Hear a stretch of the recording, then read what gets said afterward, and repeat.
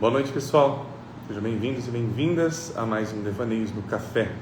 Hoje o nosso encontro 96. Eu vou só esperar hoje que nós teremos convidadas. Teremos a Rita e a Adriana, que são autoras e coautoras, na verdade, deste livro, que é Os Livros de C.G. Jung e a Descoberta da Alma, que nós vamos falar um pouquinho hoje. Será a nossa quarta live, inclusive, com elas. É uma live bem especial e já eu digo por quê. Inclusive, deixa eu ver se já alguém está pedindo. Acho que a Rita está pedindo para entrar. Vamos ver se eu consigo trazê-la para cá.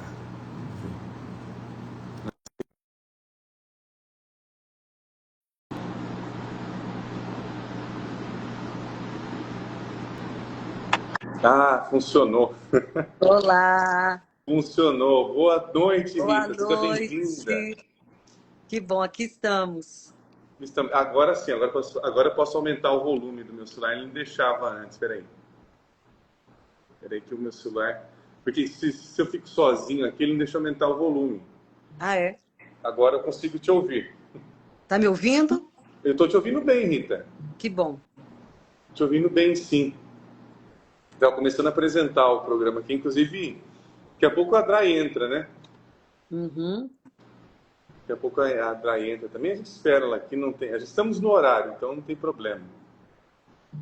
Mas logo mais eu apresento você, Rita, mas antes, né, eu só vou apresentar um pouquinho aqui o programa, né, e qual que é a intenção do programa, que eu sempre falo isso em todas as lives, né? Mas muito obrigado, inclusive, Rita, pela sua aceitação do convite da gente estarmos aqui conversando sobre o seu capítulo aqui no livro. Eu acho que ele é um dos capítulos que tem uma visão diferente, até porque você vem de uma escola diferente, né? Você vem de uma formação diferente. Eu acho isso muito importante, ter esse diálogo. Então, né, o programa que eu tenho aqui, Rita, é o Devaneios do Café. O Devaneios do Café, o próprio nome, ele coloca ali o Devaneios. Tem um barulho estranho, Rhodes. Ah, é o ar-condicionado. Ele ligou agora. Tá ficando muito ruim o barulho dele? No começo estava bem ruim, agora amenizou. Ah, tá. Que eu acho que aqui ele dá um início, depois ele... acho que tem um anti-ruído. Né, Mas ainda tem um ruído, viu? tá muito forte o ruído, Rita? Tá. Tá. Vou ver se eu consigo melhorar, então, o cuidado. A gente vai arrumando esses pormenores durante aqui. Inclusive, quando a Drai chegar, aí eu já apresento vocês duas juntas, tá? Uhum. Deixa eu até marcar aqui. Cadê aqui? Vou por ordem de chamada aqui. A Rita aqui. A Drai. Aos autores. Então, né, Rita, como eu estava comentando aqui com você falou que tinha, inclusive, já visto algumas lives, né? Você viu a live que eu fiz com a Sabrina, com a Cristiane, com a Zara. E as 3 lives? Viram as três, então, a gente já está na nossa quarta, né? Então, eu acho que já sabe mais ou menos como é que funciona o ritmo, né? Uhum. Então, o ritmo daqui não é da gente ter uma conversa teórica, né? De falar, olha, aqui o Jung estava mostrando o complexo de, sei lá, alguma coisa, aqui estava mostrando como é que funciona o inconsciente coletivo e tudo mais. Então, a gente sai um pouquinho desse lugar mais conceitual para conversarmos mais em imagens, né? Porque até a própria palavra do devaneios, né, a gente pode até entender em outras línguas, que é como um sonhar acordado. Ou seja, há uma participação da própria consciência dentro daquela imersão nas imagens, né? Dentro de saber que estou em imagens. A Dray acho que entrou, inclusive, agora. Ela está entrando aqui. Deixa eu só arrumar, inclusive, que arruma aqui. Assim, agora eu consigo ver o chat. Você consegue ver o chat aí também, Rita? Não. Para você não aparece o chat? Agora, por exemplo, eu vi agora a Elaine colocou boa noite. Isso, Elaine, boa noite. A Adriana colocou aqui sim. Ela entrou aqui. Uhum. Adriana, se quiser mandar um convite, você pode já mandar, viu? Que aí eu já te aceito. Ou senão eu tento mandar um convite para ti também. Aqui a Elaine perguntando, devaneios seria uma coisa irreal? Eu acho que, na verdade, devaneios é que dá base para a gente ver a realidade das coisas. Eu acho que é um outro sentido aqui do devaneios, viu, Elaine? A Drai está perguntando como. Como? Ah, peraí, Drai. Eu vou te convidar. Eu acho melhor eu fazer o convite. Espera aqui. Cadê o homenzinho que eu clico aqui? Ah, cliquei, achei aqui, ó. Convidar. Pronto, eu te convidei, Drai. Vê se funciona. Ah, foi rápido. Oi, Agora Drai. sim. Olá. Agora foi rápido. Agora foi. Não estava conseguindo entrar. Ah, não, é que assim, tem duas formas de entrar, né? Tem essa câmerazinha com um maisinho nela, quando você clica para poder acessar, ou eu convido você, e aí você recebe um convite para entrar. Ah, tá Aí eu certo. acho que eu te mandei o convite que você já aceitou já. Foi mais fácil. Funcionou aquele passo a passo, né, que eu mandei? Eu mandei para vocês duas, não sei se serviu para alguma coisa. Desculpa, Funcionou. eu acabei não conseguindo ver. Funcionou, mas não essa parte, porque quando eu entrei não tinha nada escrito aonde que eu pudesse clicar para entrar. Ah, não, não. É que aqui realmente. O que acontece? O Instagram ele dá uns bugs muitas vezes. Por isso que às vezes eu entro um pouco antes para ir consertando esses bugs. O que acontece? Uhum. Já teve live que eu entrei e não tinha ícones para clicar. E aí não Ah, tinha como entrar e não tinha como fazer nada. E os ícones sim. sumiram. Aí eu tive que reiniciar a live e aí os ícones voltavam. E às Uhum. vezes o que acontecia também? Os ícones estavam ocultos. Então estava num três pontinhos. Tipo, tem um três Ah, pontinhos aqui em cima para mim, ó. Eles ficavam aqui sim, em cima. pode ser isso então. Então ficava essa variação ali. Então, que bom que deu certo agora. Deu super certo. E, inclusive, né? Eu agradeço muito vocês duas terem aceito o convite juntas. Né? Já estava falando com a Rita aqui, né, Drai? De vocês terem aceito. E eu acho que é importante de ressaltar, né, só para a gente começar esquentando um pouquinho, daqui a pouco eu já começo a falar melhor, né? Mas que vocês escreveram esse capítulo juntas. Sim, E o mais curioso, né, que eu entendo, que eu vi, né, que a gente conversou hoje à tarde também, é que vocês duas não são nem psicólogas e nem médicas. isso. Somos antropólogas e atrizes. Olha só. E depois eu gostaria de saber um pouquinho mais, né, em relação a esse caminho do teatro, como é que chamaram vocês duas ali. Um pouco eu vou perguntar um pouco mais. Uhum. Mas por que eu ressaltei isso? Né? Até a gente conversou hoje sobre isso. É por conta de quê? Porque dentro, pensando agora nas instituições que falam de Jung, que tem ali a divulgação sobre Jung, quem vai fazer uma formação dentro de um instituto vinculado à JB, à EAP, só pode entrar quem tem uma formação ou de psicologia ou de medicina. Uhum. E vocês, né, vocês entraram no grupo do professor Walter sem essa formação, entrando de um outro espaço, de um outro lugar, que eu acho formidável, porque aí vocês trazem uma outra narrativa, uma outra forma de ver, que sem essa visão mais conceitual que se traz tanto da medicina quanto da psicologia. Uhum. Nós somos as duas únicas, né, que não são da área médica, Uhum. da saúde, né? E é interessante, Rod, porque eu e a Rita, a gente tem uma história de muitos anos mesmo, assim, de trabalho juntas, né?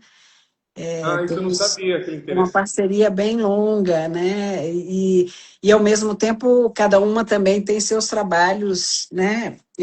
Em paralelo, mas a gente tem muita coisa que a gente faz juntas há muitos anos já, tanto na área do teatro como na área da antropologia e agora com o Boechat, né? E a gente também está com um coletivo de colagens com outras 6 antropólogas e a gente tem, então entrado nesse campo também da arte, né, das artes plásticas, e sempre juntas, né, Rita? Isso aí é uma história que tem mais de 40 anos, Rod. Nossa, eu achando que era alguns poucos nada. É uma... Tem mais de 40 anos. A gente entrou na Universidade de Brasília com 18 anos de idade e a gente nunca mais se largou. Então, Ah, então vocês se conheceram na faculdade mesmo. Sim, sim. no curso de antropologia. Deixa eu perguntar, uma curiosidade minha agora. Quando vocês receberam, como é que vocês receberam o anúncio, né, do grupo dos livros negros do professor Walter? Eu trabalho no departamento de artes cênicas na Universidade de Brasília. E eu orientava uma moça que se chama Rosana Viegas. E o trabalho dela de mestrado, ele era um trabalho completamente conectado com os oráculos, com o tarô, e ela estava numa perspectiva de estudos alquímicos, lendo Hillman, interessada no Jung. E aí eu indiquei para ela ver uma live do Walter Boechat, que eu achei na internet, falando uma introdução aos livros negros, que era uma live que era a época do lançamento dos livros negros. E aí a gente assistiu a live, ela também assistiu, e ela falou no final: Rita, você viu que ele tem um grupo de estudos? Aí eu falei, nossa, um grupo? Ela falou, ele tem esse grupo, papapá. Aí ela não podia, na época, se aproximar por outras razões de trabalho. E aí eu mandei um e-mail para ele. Professor Walter, aí eu falei, me apresentei. Aí ele falou assim, olha, Rita, a gente já está no livro 4, são 7 livros. Mas, aí eu falei, olha, eu não sou psicóloga, sou antropóloga, sou atriz, professora de teatro, diretora. Aí ele falou, você vem, se você conseguir... Aí eu falei assim, eu vou ver se eu consigo acompanhar, né? Porque eu não sou exatamente da área e tudo. Ele falou, não, você vem e você vai sentir, né? A gente vai sentir no grupo se você pode ou não, eu também ia ficar ou não. E eu e a Drai, a gente já estava numa parceria de estudos junguianos, que a Drai tinha me convidado. Aí eu não sei se a Drai quer falar um pouco, né? É uma experiência com a Filelira. E aí eu chamei a Drai e a gente entrou junto. Aí agora a Drai conta do que tinha antes do Walter. Foi interessante, porque em plena pandemia, né? A gente descobriu os cursos online, todo mundo. Sim, eu também. Eu fui pelo anúncio do Facebook, inclusive. Isso. E aí a gente eu descobri através de uma amiga minha, uns cursos que a Sônia Lira, lá do Paraná, estava dando sobre os livros vermelhos e depois sobre psicologia alquímica, enfim. E aí eu comecei a fazer esses cursos, chamei a Rita, a gente começou a fazer vários cursos com a Sônia Lira e estudar o livro vermelho, e foi uma paixão absoluta. A gente entrou nesse universo total, assim, né, de Jung, que tem muito a ver com as nossas pesquisas em teatro, porque a gente trabalha muito com um teatro mais simbólico, né? A gente tem uma formação semelhante, porque nós fizemos cursos e estágios com diretores que trabalham com essa perspectiva mais simbólica, mais arquetípica, né? E, curiosamente, tanto eu como a Rita, a gente fez nossas dissertações de mestrado sobre diretores que trabalhavam com a perspectiva assim. Então, foi muito interessante encontrar, né, em Jung vamos dizer, essa base, né? Interessante a Drai falar isso, Drai, porque quando eu fiz meu mestrado, no final dos anos 80, com o Antunes Filho, que é um diretor, não sei se todo mundo conhece, um diretor que já faleceu, mas muito importante no Brasil, de teatro de pesquisa, de São Paulo. O Antunes, ele trabalhava na época com o Paraíso Zona Norte, com 2 peças do Nelson Rodrigues. E ele falava o tempo todo de Jung. Ele falava o tempo todo do eterno retorno, do Eliade, ele falava o tempo todo das imagens arquetípicas, ele estava o tempo todo conectado, inclusive as leituras que ele lia no final dos anos 80, tudo era nessa direção. Primeira vez que eu ouvi falar mais desses conceitos junguianos foi nesse contexto, inclusive, com o Antunes Filho, que é o diretor, né? E ele montou essa peça, são 2 peças do Nelson Rodrigues, no final dos anos 80, mas o foco chamava Paraíso Zona Norte, Os 7 Gatinhos e a Falecida do Nelson, mas o foco era que aquelas imagens, aquelas figuras, elas vinham de algum lugar outro, de um tempo sem tempo, de um ilotempore, assim, elas tinham descido, como imagens mesmo arquetípicas. Então, o Antunes é um autor, é um diretor realmente brasileiro, né, que trabalhou ao longo da vida dele várias vezes, dentro de uma perspectiva muito mais simbólica do que seria um teatro, né, mais arquetípico, vamos dizer assim. E eu aprendi muito nessa fase, né, de pesquisa do mestrado. É interessante, porque o livro O Segredo da Flor de Ouro, quem primeiro eu ouvi falar desse livro foi justamente o Antunes Filho. Ele tinha um trabalho que ele pesquisava muito o Tao, né? Então, a coisa das 1001 possibilidades, então você escolhe uma e perde mil outras possibilidades. Então, ele tinha essa coisa aberta, né? Um teatro aberto de possibilidades. E o Jung é assim, né? Ele tem essas possibilidades, ele tem um aberto. Então, mesmo quando ele tem as definições, vamos dizer, conceituais, quando ele chega à conclusão que não é exatamente aquilo, ele simplesmente ele vai lá e muda, né? E isso é muito Sim. fantástico. Ele não está interessado em fazer um dogma, né? Ele está O interessado em... Jung, ele é um autor que não é fácil, né, de ele ser lido, porque ele é muito contraditório com ele mesmo, muitas vezes. É, Só que uma coisa interessante do Jung é que, apesar de ele ser contraditório, ele não se corrige. Ele fala, isso aqui está certo, isso aqui está errado, apaga isso aqui. Porque, por exemplo, o Freud faz isso na obra dele. O Freud tem, esquece essa ideia aqui um pouquinho e vê essa daqui. Então é um pouco mais linear. O Jung não. O Jung, ele vai não excluindo algumas ideias, ele vai colhendo essas ideias novamente, né? Ele vai revisitando-as de alguma forma. Eu achei bem interessante isso. A gente vai conversar então um pouquinho sobre isso, tá? Gostaria primeiro, né, agora a gente já chegou no nosso momento, de apresentar vocês duas, se me permitem. sim. Que eu gostaria muito de ler, né, sobre vocês aqui, que tem até o próprio livro, tem as nossos mini currículos aqui. Então, vou apresentar vocês duas para o público. Então, Adriana Dantas de Maris é pós-graduada em Teoria Junguiana pelo Instituto Jungiano de Brasília, mestre em Antropologia pela UNB, com graduação em Ciências Sociais, Antropologia e Sociologia também pela UNB.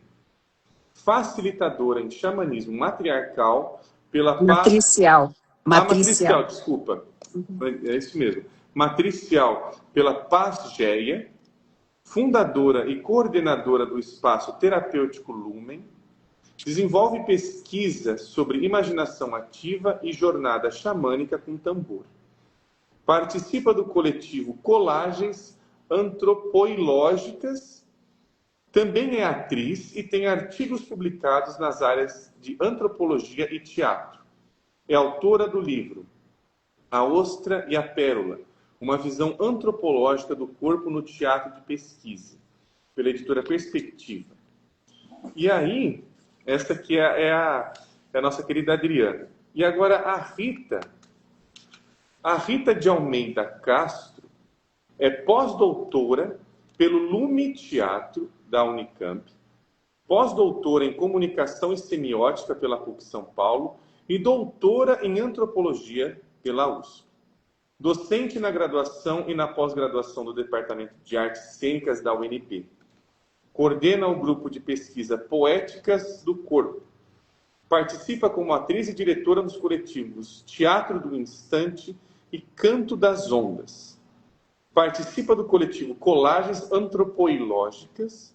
Publicou o livro Ser em Cena, Flor ao Vento, Etnografia de Olhares Híbridos, e participou da organização do livro Poéticas do Corpo, Instantes em Cena, ambos pela editora da UNB. Além disso, organizou o e-book Corpo Haikai. Bom, acho que eu queria bastante ler essa introdução de vocês, muito por conta desta visão que a gente está trazendo aqui hoje, que é uma visão que junta a antropologia com o teatro e com o xamanismo, né? E isso também aparece no capítulo que vocês escreveram aqui, né? No capítulo chamado Sonhares Possíveis. Inclusive, o nome da nossa live hoje é sobre isso, né? O Jung e uma dramaturgia simbólica. Eu acho isso muito interessante, porque, assim, trazendo, né, sobre essa perspectiva, né, vou buscar aqui agora, dar uma provocação, aí vocês duas podem ir para onde vocês quiserem na provocação. Qual é a relação que vocês veem da importância, inclusive, de ver as obras do Jung, como ele as apresentou, inclusive, principalmente as dos livros negros, e o teatro? O que as duas coisas se conversam? Boa noite. Boa noite. Só isso, boa noite. Eu queria falar uma coisa logo, assim, até falei com a Dray, assim, porque eu não sou uma pessoa, assim, uma estudiosa, uma entendida da abordagem junguiana. Eu sou uma pesquisadora iniciante, me sinto iniciante ainda. tateante, né? Assim, estou há alguns anos, sei lá, uns 4, 5 anos desses estudos, os últimos 3, 4 com o Walter Boechat, né? Mas, assim, ainda estou muito iniciante nisso. Mas me sinto muito à vontade, porque desde que o Jung, que eu comecei a ler os livros negros, e o Jung falava, ó, minha alma, e ele começou a ter aqueles diálogos todos, foi uma alteração muito profunda para mim, no sentido da liberdade. É como se fosse quase que uma coisa de libertação, no sentido dessa, isso que a Dray falou, do Jung está sempre, ele está sempre se questionando, se colocando, se revendo, e de uma maneira incessante, né? Assim, todos os livros negros é isso, né? É um questionamento o tempo todo, em diálogo com aquelas figuras que aparecem para ele, aquelas figuras que vêm, e ele dá espaço para que essas imagens entrem em diálogos, em criações. Então, eu acho muito libertador, na verdade, o estudo dos livros negros. E aí, desde o momento que a gente começou a ler os livros negros, assim, para mim, eu senti assim, quase como se fosse um destampar ligado à criatividade, ligado assim, a uma vontade de trabalhar mais fortemente com a imaginação. Na universidade, eu me senti mais legitimada para trazer para as minhas aulas de artes cênicas o diálogo com os sonhos como narrativa para os estudantes. Eu não sou terapeuta, não estou ali analisando nada, aqueles nossos sonhares compartilhados. Então, eu começo as aulas 5 minutos de sonho como narrativa. E aí, assim, o sonho vem e começa a aparecer essa questão das imagens. Os alunos falam, não, eu não sonho, eu não lembro. Mas aquela história do Siddhartha Ribeiro no Oráculo da Noite, né? Eu vou sonhar, eu vou lembrar, eu vou narrar. Então, devagarinho, a gente vai ali puxando essa coisa de lembrar os sonhos. Então, só para dizer assim, que para mim é muito mais um exercício de libertação do que de solidificação de qualquer coisa, sabe? E é nesse lugar que eu me encontro. Para mim também foi incrível a surpresa, porque eu sou antropólogo, né? Então eu sempre tive muito interesse por, além da antropologia, vamos dizer, teatral, propriamente dita, mas também pela questão da antropologia da religião, né? Eu nunca estudei formalmente a antropologia da religião, mas eu sempre gostei do tema, do êxtase, né? Dos estados alterados de consciência, eu sempre tive muita afeição por esses temas. E aí eu descobri a Pagéia, que fica em São Paulo, que é um instituto, né, de estudos xamânicos, que foi fundado pela Carminha Levi, que é uma anciã, né, de 90 anos, talvez a primeira mulher xamã brasileira urbana, né, que não é indígena. E eu descobri a Carminha e fiz a formação com ela, assim, sem muitas pretensões para saber o que era, né, a jornada xamânica com tambor. E aí eu fiquei muito impressionada com as imagens que surgem na jornada, que é nada mais, nada menos que tocar o tambor e você se colocar, vamos dizer, numa situação de introspecção e de abertura e descer para o mundo subterrâneo, né? E encontrar os seres e figuras que ali habitam, né? Cada um com o seu mundo, com seus mundos, porque são muitos mundos. E aí, quando eu encontro Jung no Livro Vermelho, porque eu já conhecia Jung de outras coisas, mas quando eu encontro o Livro Vermelho e depois agora os livros negros, há 4 anos atrás, foi incrível, que eu falei, meu Deus, mas é a mesma coisa, é uma entrada também nos mundos, né? Então, para mim, o Jung foi um deslumbramento de perceber alguém que faz essas jornadas também, jornadas, né, entre aspas, que são coisas diferentes, embora muito parecidas, muito semelhantes, mas que tem uma elaboração sobre elas, que até então eu não tinha visto ninguém fazer uma elaboração tão incrível como ele faz. Então, isso para mim foi fantástico. E aí, no que diz respeito ao teatro, quando a gente começou, chamou muita atenção para nós a questão dos cenários, né? Ele descreve as cenas, os figurinos, não que ele diga figurinos, mas tem uma dramaturgia, tem diálogos, tem personagens, né? Tem discussões, tem histórias, e é muito próximo desse universo imaginal do teatro também, né? Desses seres que dialogam e que trazem, através de uma sensorialidade, de uma corporeidade, vamos dizer, de uma provocação, trazem questões também para nós, artistas, sobretudo, né, que a gente está falando disso aqui, para justamente mergulhar, como a Rita falou, né, você de repente começa a trabalhar com teatro com outra perspectiva, né, que os atores podem entrar nesse universo, né, interno, e dali tirar suas criações, né? Então, isso que nos encantou. E nessa história da minha parceria, né, da nossa parceria, da minha e da Drai, quando a gente iniciou a ideia dentro do Teatro do Instante, que é um coletivo vinculado ao Departamento de Artes Cênicas da UNB, que agrega, Alice Stefani é coordenadora comigo desse coletivo, junto com vários artistas e professores também da universidade, a gente foi criar uma obra que se chamou Sonhares depois. E essa obra partiu dessa ideia dos elementos, trabalhar com a água, a terra, fogo, o ar e o éter. E aí começamos vários estudos, fomos ler A Água e os Sonhos do Bachelard, chamamos um filósofo, o Gerson, para estar com a gente. Fizemos um caminho bem longo para essa construção dramatúrgica completamente autoral, em diálogo com as atrizes. E aí eu chamei a Drai como parceira, porque eu senti que ia ter uma sincronicidade muito grande do trabalho que a Drai vinha fazendo com essa abordagem xamânica que eu estava acompanhando de perto, com o que eu estava como diretora do espetáculo pensando em criar. E a Drai veio como colaboradora. E aí esse encontro nosso dentro dos Sonhares foi um encontro muito profícuo, que até vou pedir para a Drai contar um pouco agora sobre o que a gente fez a partir desse contato. Depois eu posso falar um pouco mais do Teatro do Instante e da própria obra Sonhares. Antes de você falar, Drai, só para comentar um parênteses, né? Vocês comentam isso no capítulo, que eu acho bem interessante. E dentro do livro tem fotos desse teatro, são muito belas essas fotos, são lindas. São lindas, né? Porque justamente as fotos, elas mostram, elas revelam justamente essa dimensão mítica, né, simbólica dos personagens. Olha aqui. Lá, a Rita está mostrando uma delas, é com fogo, né? Eu vi essa foto, fogo. É muito forte. E a atriz está aqui, né? Maravilhoso. E aí, o que a gente fez? A gente tinha tido, eu acho, né, Rita, antes disso, uma parceria com o filme Mundos, né? Ou Mundos foi depois? Foi depois. Ah, tá. Mas então o que a gente fez? A gente juntou os artistas e começamos a fazer um trabalho de entrar nessa magia, né, vamos dizer, criativa, a partir da imersão nesse mundo subterrâneo, né? Então, fizemos uma oficina de tambores, em que cada ator fez o seu tambor, cada ator tinha os seus tambores, e a partir daí, como essa cena da foto, a atriz está com um tambor, que é o tambor que ela mesma fez. Parece uma lua, né, que ela está segurando. Uma lua, exatamente. O espetáculo era todo assim, com referências que eram uma coisa e ao mesmo tempo eram outras, né? Essa daqui é da água, que são as pedras de gelo nas costas da atriz, tá vendo? Uma corrente de gelo. Então, como que a gente poderia chegar nessas imagens, né? Foi daí que a gente partiu, essa questão. Como que a gente pode trazer uma pluralidade de imagens que não sejam literais, né?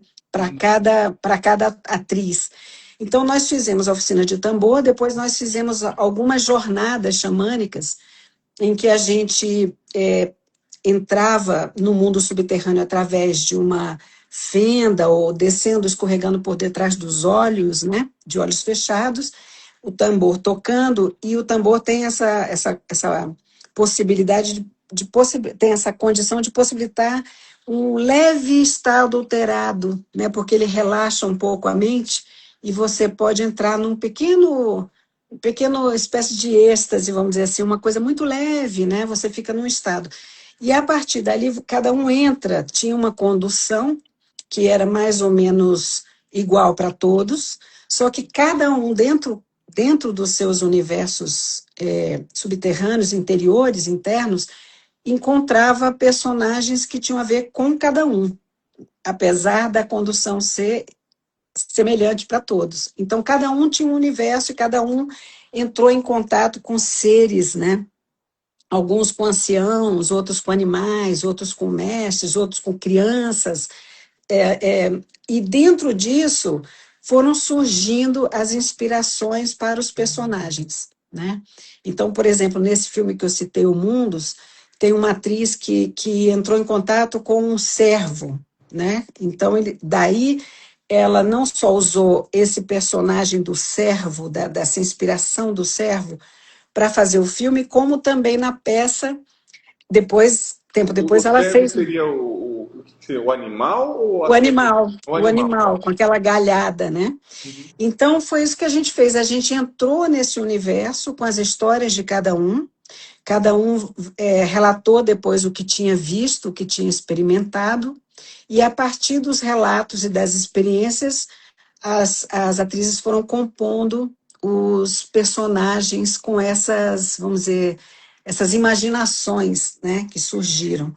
Agora, só um detalhe, assim, que a Drai trouxe essa imagem, né, do servo, só para dizer, assim, que a gente teve vários momentos com a Drai dentro do coletivo Teatro do Instante.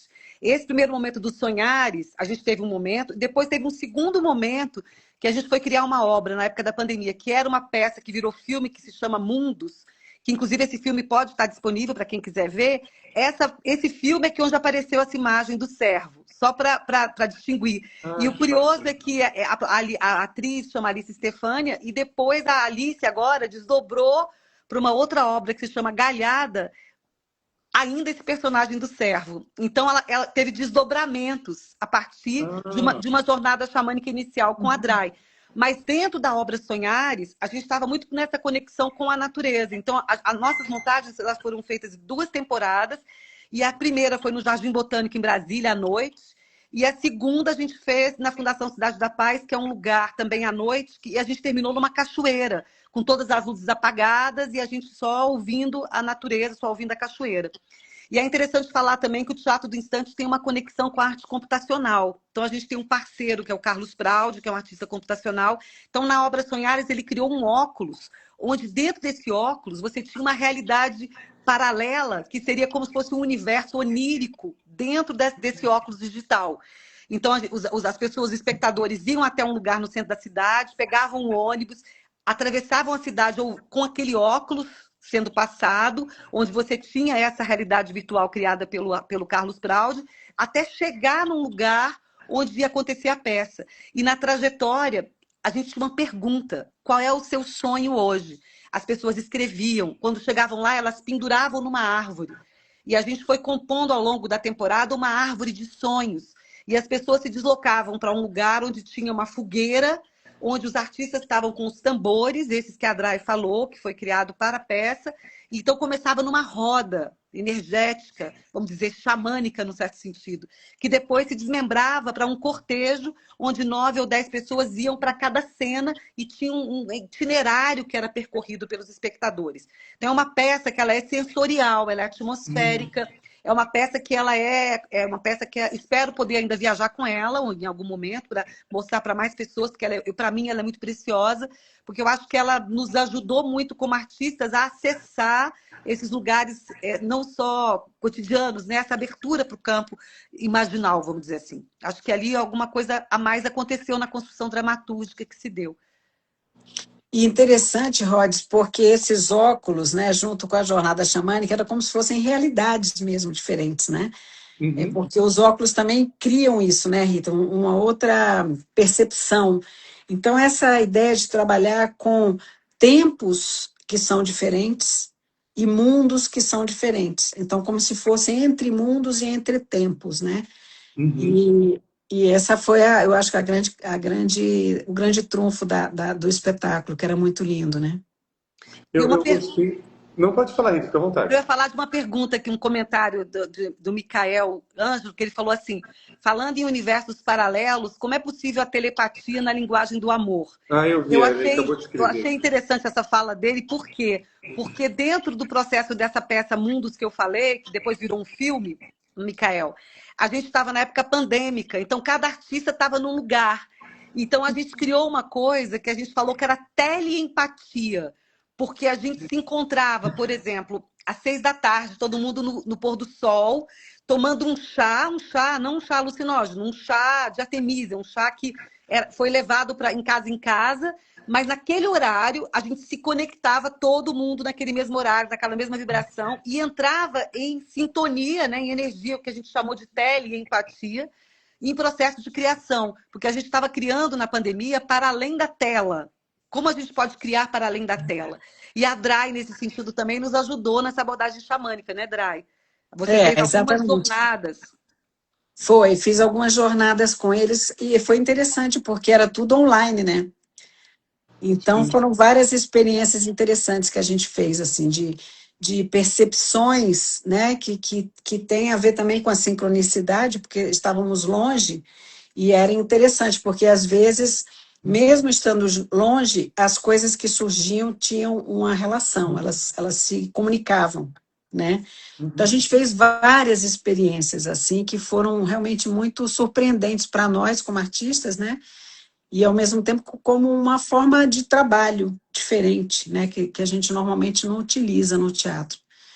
E isso, Rods, uma coisa que eu acho interessante é que, por exemplo, uma das coisas que mais me tocaram quando eu vi o Jung com essa questão da imaginação ativa, e depois lendo, né, as pessoas que vieram depois, vamos dizer, sistematizando esse método.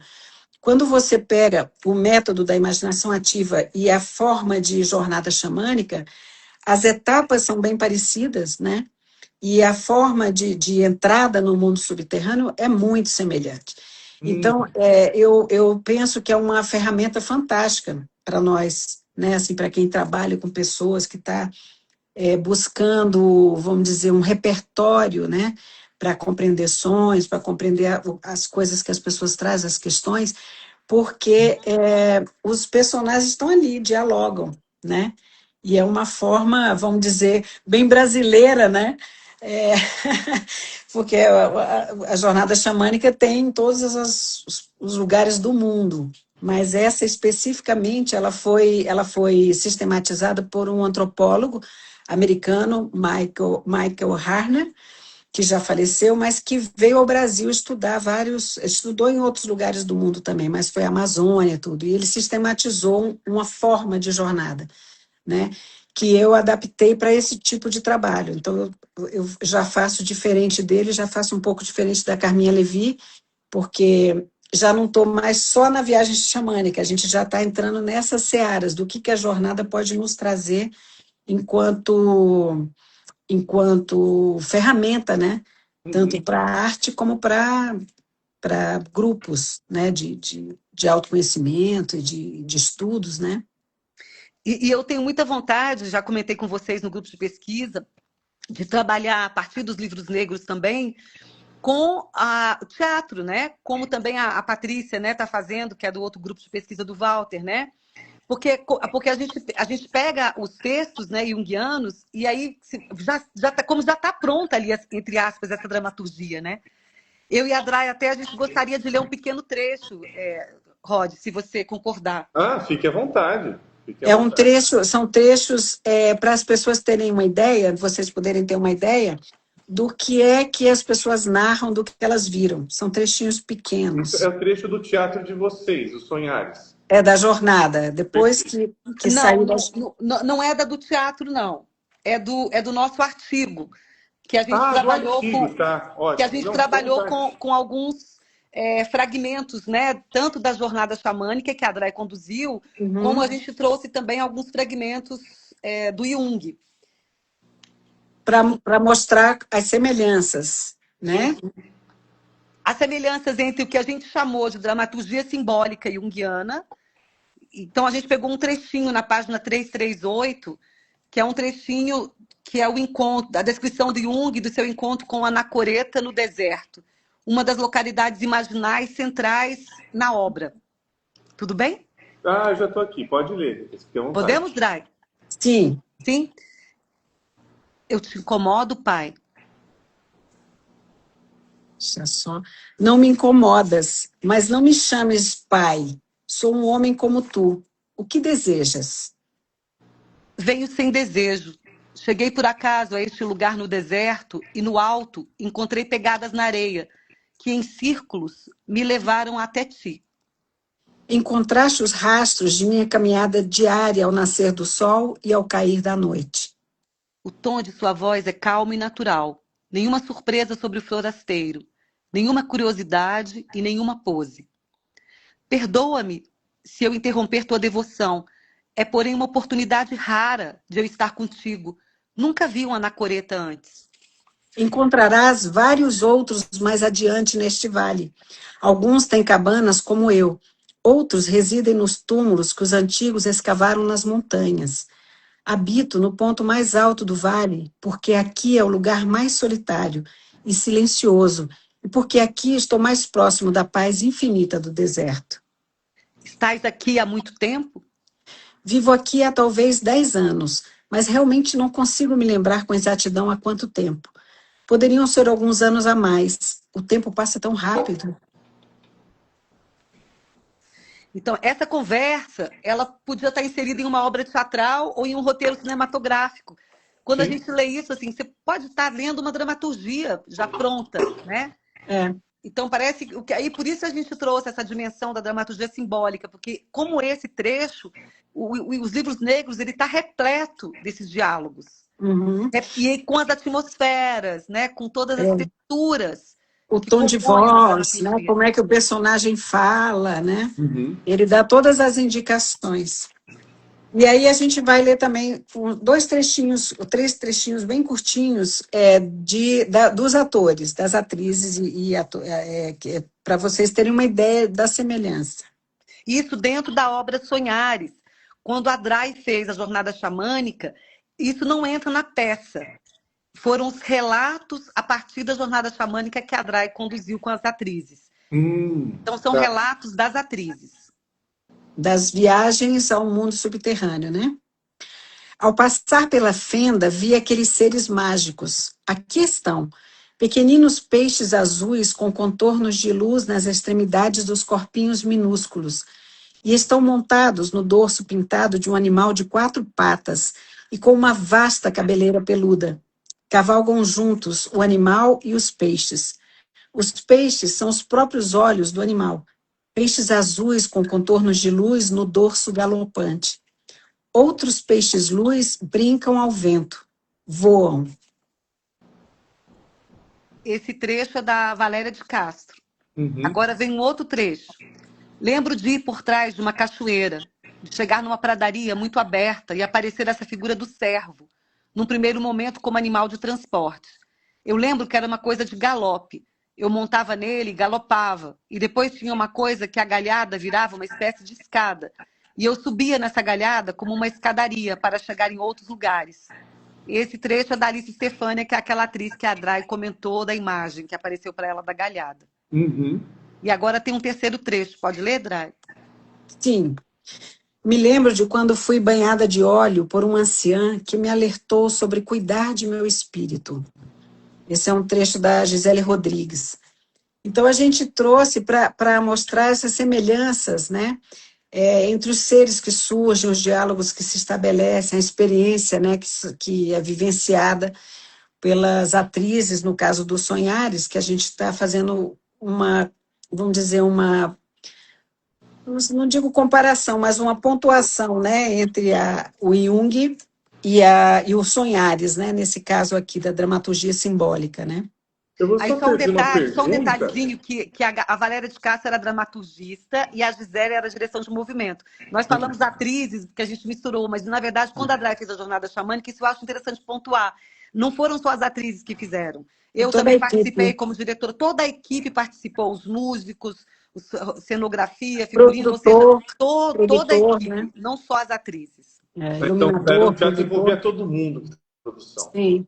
E só para comentar que o William Ferreira era a co-direção, então não é uma direção solo, né? Eu dirigia em parceria com o William Ferreira, que é um parceiro nosso de criação no coletivo. E a oficina de tambores foi dada pela Inês Grossi, que é também da Pagéia. Uhum. Que foi de São Paulo para Brasília para nos ofertar Nos ajudar. E uma pergunta, né? Eu aqui, peraí. Porque essas imagens que vocês trouxeram aqui, está na página 341, né? Bem lá no fim dessas experiências. Uhum. Eu não sei como vocês realizavam, por exemplo, eu sei que tem as experiências que são dirigidas, tem uma temática envolvida. Por exemplo, até no próprio grupo que nós temos ali com o professor Walter, a gente lê um trecho ali dos livros negros e a gente tem ali a imaginação ativa que muitas vezes é inspirada por aquele trecho. Como é que vinham essas imagens ali no grupo? Era alguma coisa que tinha uma dirigida ou era mais aberto? Como é que elas aconteciam? Você fala na jornada? Isso, é aquilo que vocês acabaram de ler aqui, ó. Sim, A passar sim. pela tenda. Então, tinha Então, alguma temática, por exemplo, temática do sim. fogo, coisa assim? Normalmente tinha uma condução, por exemplo, que poderia ser uma sugestão de que eles entrassem no espaço xamânico deles, no espaço é, xamânico de cada um, e ali eles iriam chamar por um animal que iria levá-los a um lugar que tem uma anciã, e aí essa anciã, eles iriam fazer perguntas para ela, ela tinha uma coisa para dar para cada um, por exemplo. Mas pode acontecer que alguns deles não encontrassem animal nenhum, que fossem chegar através de outros mecanismos até essa xamã, essa anciã, e aí essa anciã podia ser não uma anciã qualquer, mas uma avó, uma ancestral, né? Às vezes uma criança. Então, embora o comando fosse, a sugestão fosse igual para todos, o percurso de cada um era diferente. Então, por exemplo, podia ser num deserto, mas aí ela viu os peixinhos no mar, Entendi. né? E é interessante sua observação, Rhodes, porque dentro dos Sonhares a gente trabalhou para cada tenda, uma dialogava com a avó, a outra com a bisavó, a outra com a tataravó. A gente trabalhou com o tema da ancestralidade. Mas é curioso você falar isso, porque a gente poderia talvez ter feito outras jornadas xamânicas em outros momentos da construção, onde a Drai nos levasse para esses encontros. Isso não aconteceu exatamente assim nos Sonhares, É. mas caberia completamente. Uhum. Porque a gente está falando também de possibilidade, de potência, né? A gente está, no caso, falando de um estudo de caso, que foi o Sonhares, mas a gente também está falando da potência dessas jornadas xamânicas em trabalhos de construção dramatúrgica. E aí, nesse sentido, eu achei interessante você falar, porque, na verdade, a ancestralidade pairava, né, nessa Uhum. questão dos Sonhares. É. Tinha, porque eu percebo assim, o percurso não era o mesmo para cada um, mas tinha um vínculo de alguma forma. Um conversava Sim. com algum elemento ali ancestral, por exemplo. É bem Uhum. interessante isso. E eu queria também pontuar uma coisa que eu acho muito interessante, que eu acho que vocês trazem tanto um trabalho de vocês, tanto e com Jung traz nesse trabalho sobre os livros negros, né, que na verdade não foram para ser publicados, a gente sabe disso, mas eu acho que tem uma questão de uma invertida interessante. Eu gostaria que vocês comentassem sobre isso, que é o quê? Agora eu vou falar na posição de psicólogo que eu tenho. Dentro da minha formação e dentro de vários lugares, aprende-se que para você entrar na psique, conversar com a psique, primeiro você precisa ter um modelo, muitas vezes interpretativo, para conversar com essa psique. Sobre o que é isso, sobre o que essa imagem ela fala e tudo mais. Lendo Hillman, que é o autor que eu mais, né, dentro da psicologia que eu mais li, o Hillman, ele tem uma posição bastante crítica com relação a isso, e ele se embasa em pontos específicos da obra do Jung para dizer o quê? Inclusive, né, até tinha citado para vocês aquele livro Ficções que Curam, que até tem um capítulo, um subcapítulo que fala do Jung dionisíaco, né, Jung com relação a Dionísio, que é o quê? Que a forma como o Jung ele traz este outro, a maneira como ele traz para conversar com este outro que já está ali, é de uma maneira a colocar ele como uma vivência real, não Uhum. como uma experiência apenas simbólica, ou seja, eu sonhei com a vaca é meu complexo materno. Ou seja, a gente tem uma ideia ainda muito permeada dentro da nossa forma de lidar com as coisas, eu vejo assim numa sociedade, que é assim, eu só posso me relacionar com aquilo que eu entendo. E Sim. para entender isso, eu tenho que traduzir este outro, esta imagem, a partir daquilo que eu sei. E ensinar, inclusive, para esse outro que, na verdade, ele é isso e aquilo. E eu acho que quando vocês trazem essa perspectiva teatral, na verdade, o relacionar se começa com a imagem. O relacionar se Uhum. começa sem esse caráter mais racional, mais interpretativo que nós temos.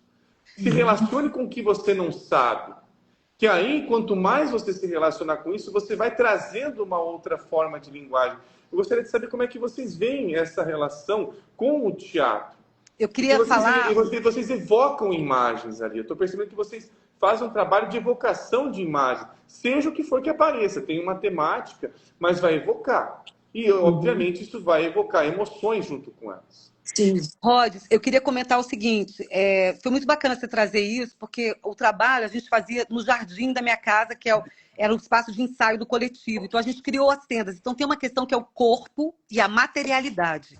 Porque como a gente estava trabalhando com os elementos, eu acho importante colocar a Alice Stefani, a atriz, com fogo, a Natália Solorzano com a terra, a Débora Dodge com a água e a Carmen Mee com o vento. Então a Débora Dodge, por exemplo, que trabalhava numa piscina, tinha a água, a matéria água, que depois, inclusive, essa matéria é levada para a cena. Na cena teatral tinha uma piscina de água, onde a cena dela era feita dentro da água. A Natália, que trabalhava com a terra, a gente trouxe o elemento terra, a matéria terra.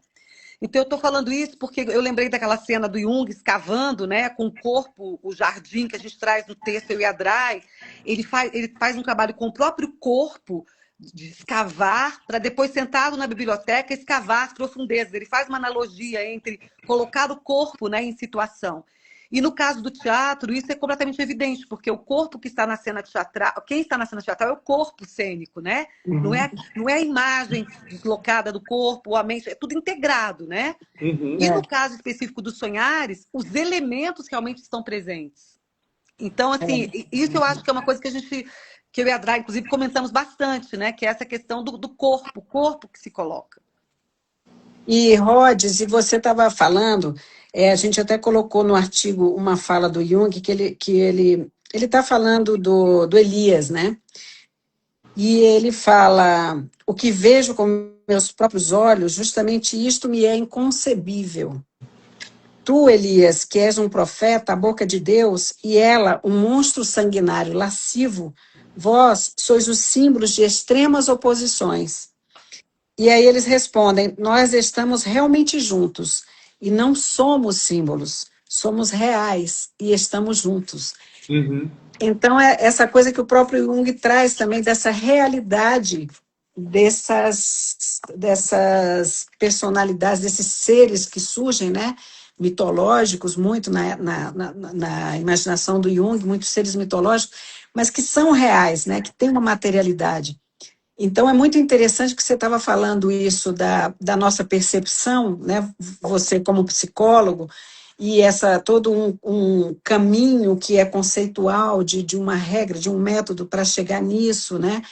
E que eu sinto que o Jung, como não era para publicar, né? E como era uma autoexperimentação, era com ele mesmo, ele se permite ser levado pela experiência, né? Sem tanto trânsito, vamos dizer, sinalizado, né? Que é um perigo, mas é uma coragem imensa e ele realmente foi a fundo nisso. Então, nesse sentido, quando a gente trabalhou com essas jornadas, de fato tinha essa liberdade, né, para que as pessoas pudessem também entrar em diálogo e viver essas realidades, né? Porque ao viver realidades que quebram o meu sentido de realidade, né, o meu sentido de percepção única, como você diz, né, a gente está com um pouco plural, né? Estamos viciados em poucos plurais. Mas o que acontece? Você, como artista, quando vai para a cena, você também não fica tão restrito a uma única possibilidade de representar, vamos dizer, de fazer algo, por exemplo, com o elemento água.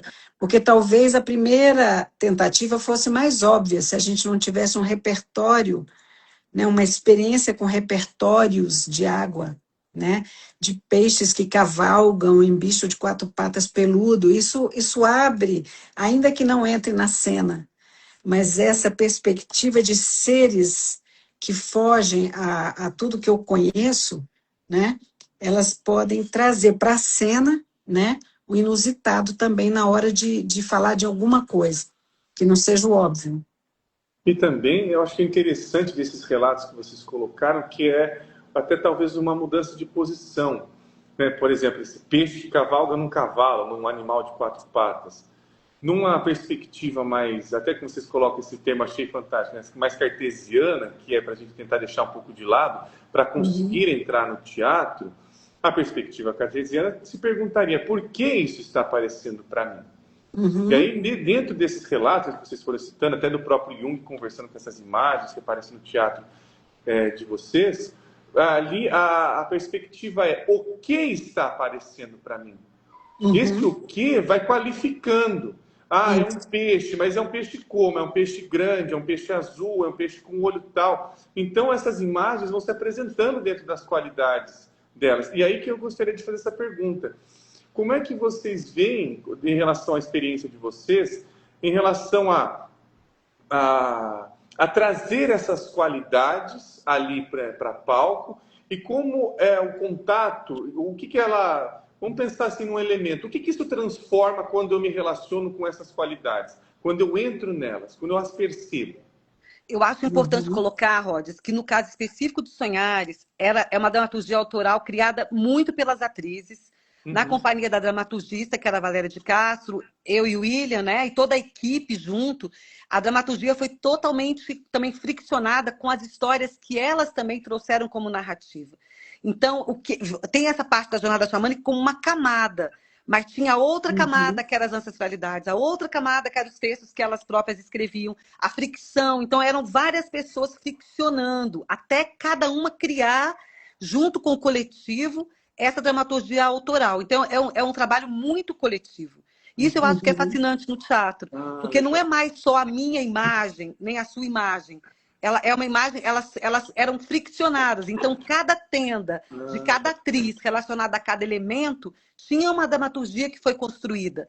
E aí, nesse sentido, tinha os fios que ligavam, que emaranhavam, que é o que eu falei desses fios da ancestralidade. Uma se conectava mais com a mãe, a outra com a bisavó. Tinha uma coisa da relação com o feminino também, que perpassava todas elas.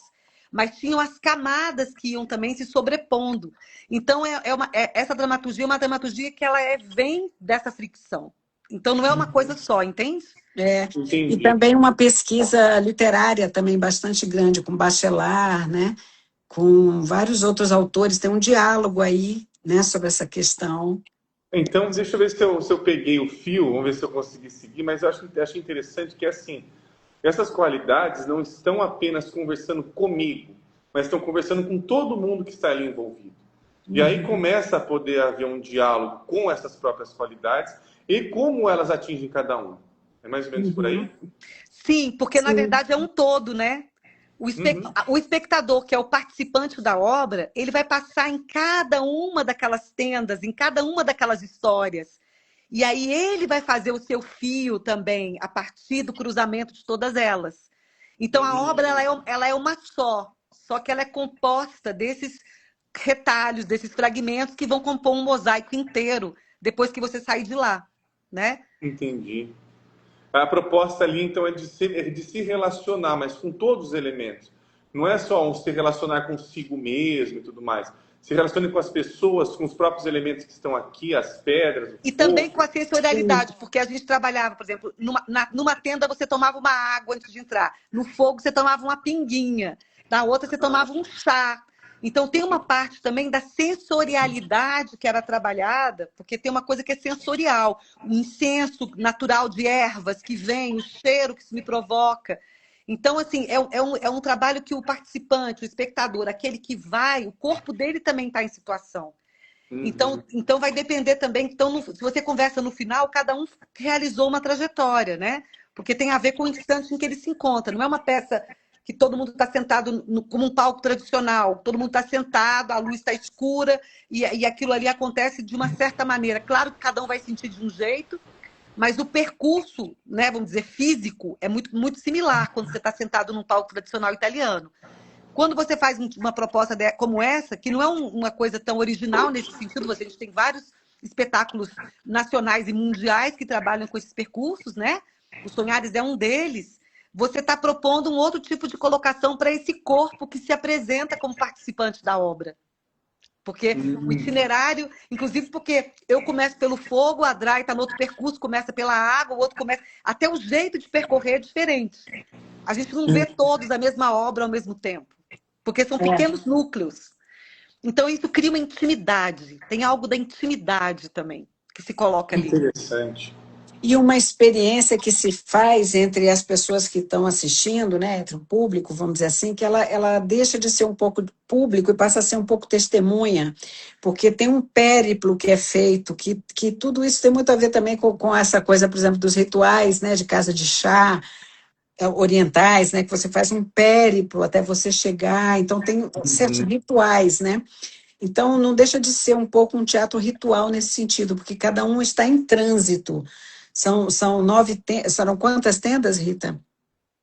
Cinco Não, tendas, quatro. 4 tendas, e cada pessoa estava percorrendo uma tenda, e não necessariamente ao mesmo tempo, né?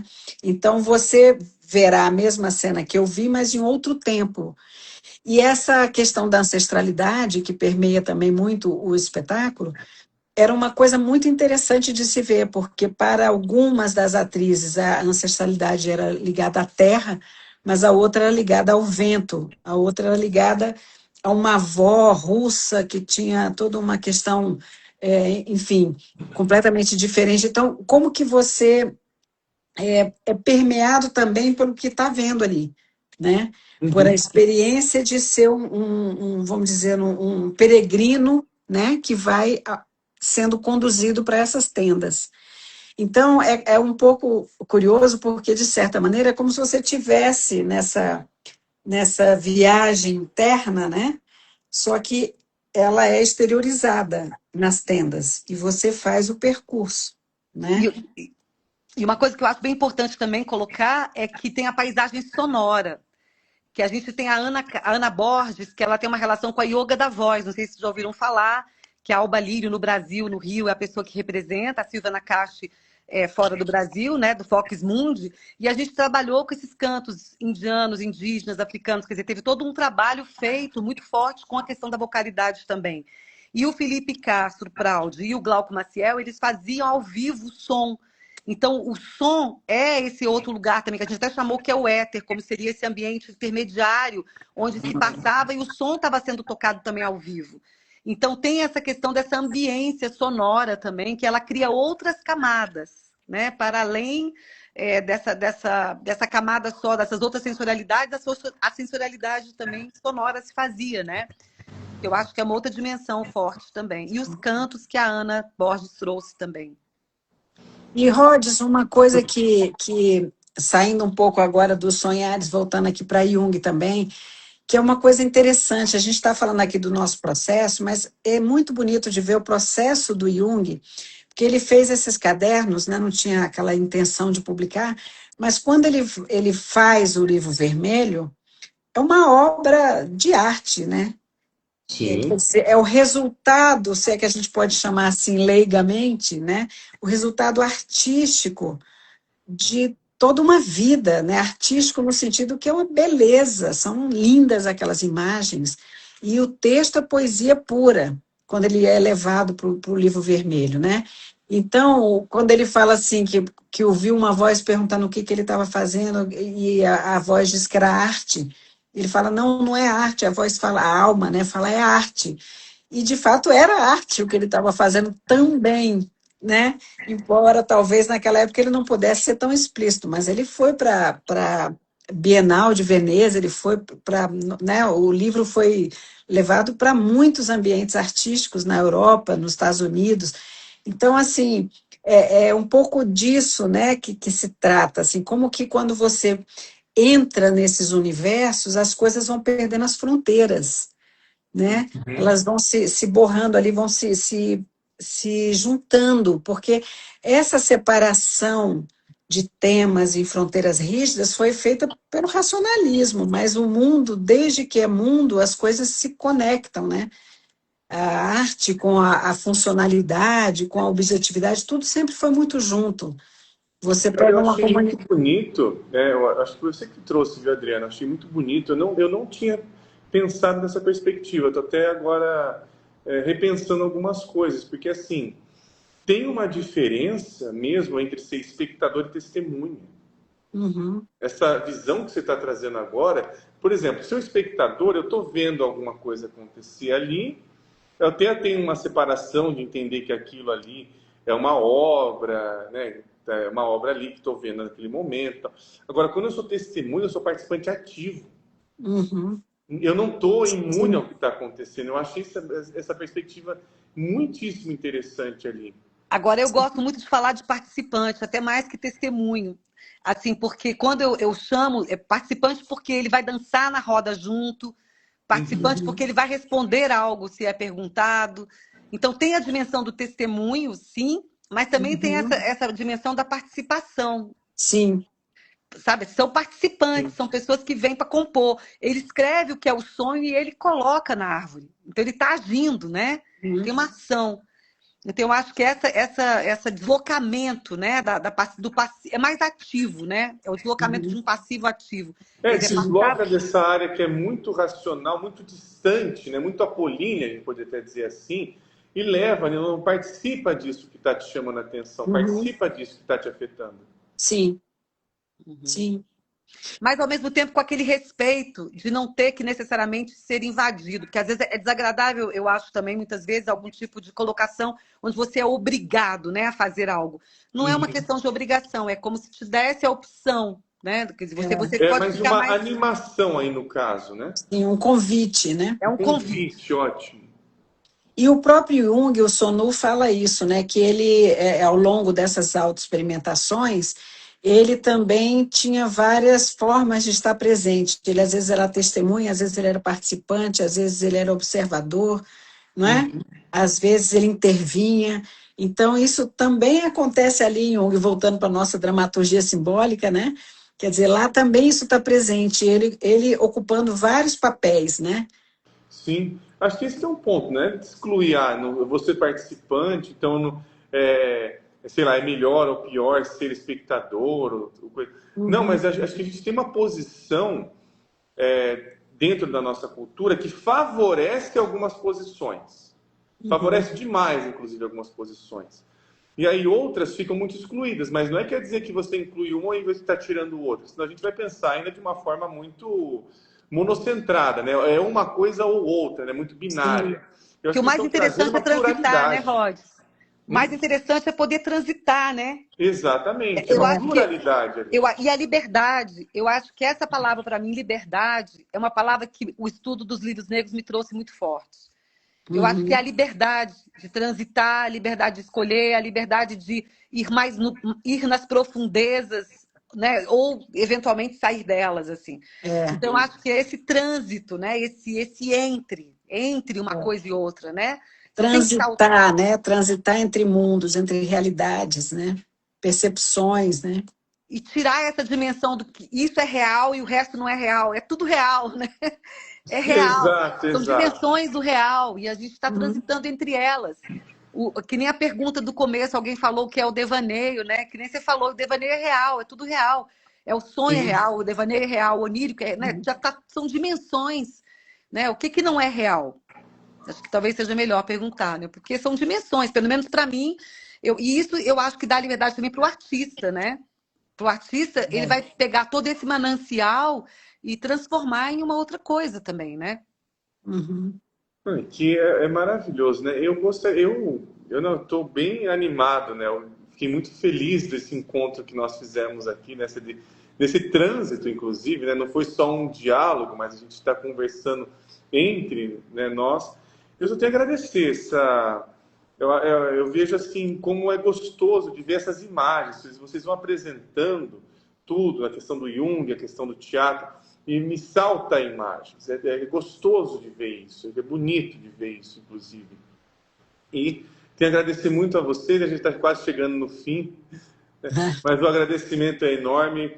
Fiquem, inclusive, convidadas para outras lives, né, que a gente pode fazer juntos, até para vocês poderem falar mais sobre essa companhia de teatro, que tem, acho que, uma vinculação com a Universidade de Brasília, né?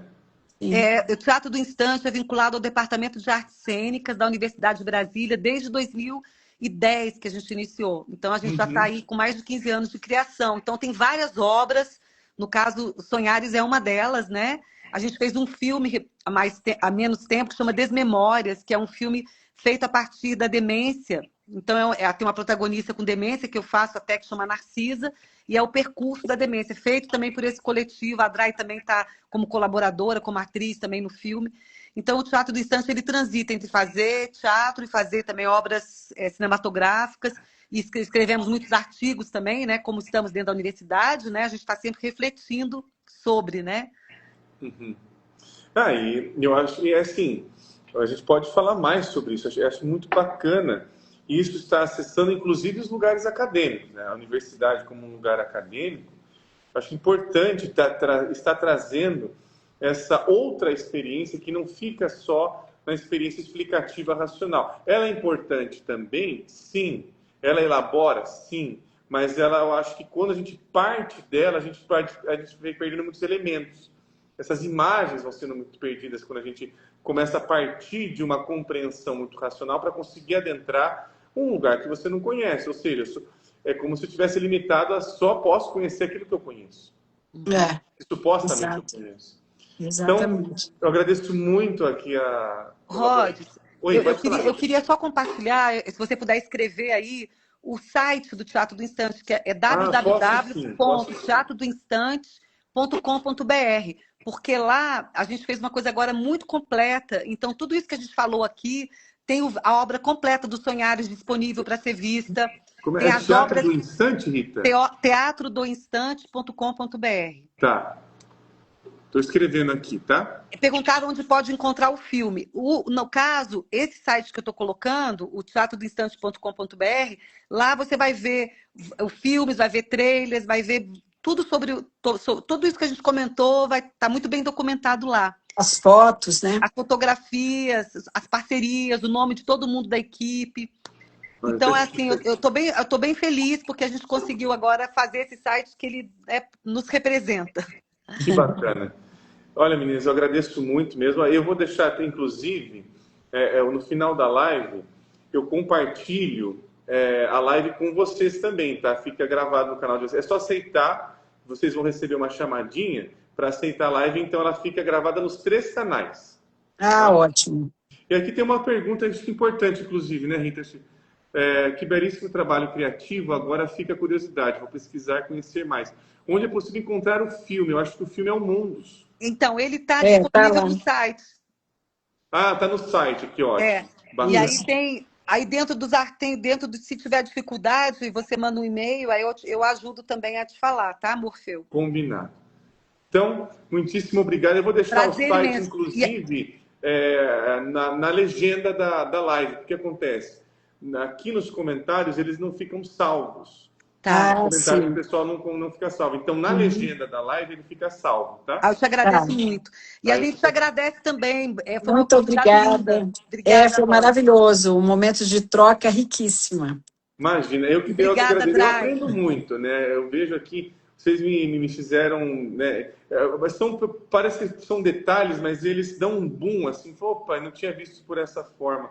Achei maravilhoso. Muitíssimo obrigado mesmo. Muitíssimo obrigada. Obrigada pela oportunidade também, viu? Obrigada, Drai, pela parceria sempre. Obrigada, Ritoca.